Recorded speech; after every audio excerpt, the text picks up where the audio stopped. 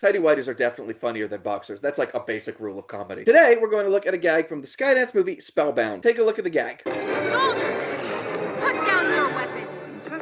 I said drop them.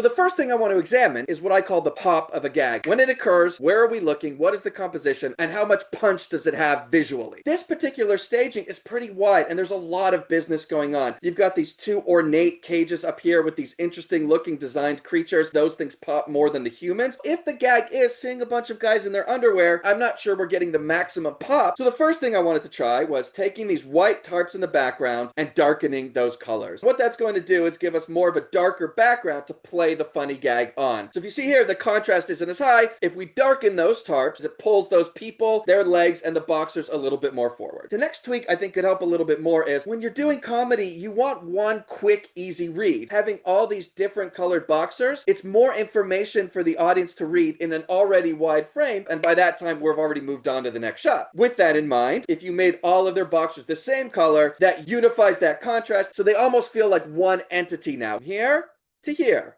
Here to here. See how you can already focus and see the boxers a lot more clear. But going even one step further, if you notice, all of these guys are wearing white pants. So when the pants get pulled down, if the boxers are white, you don't get that big of a pop. But what happens if we changed all their pants to a darker color? So from there to there, there to there. It pushes our eye and keeps our eye in this area, which is where the gag's going to occur. This soldier here, who's one of the ones closest to us, he's holding his spear in front of the boxers, covering 50% of the gag for this character. So move that spear off to the side. Now let's take a look at this compared to the frame where we started. Here to here.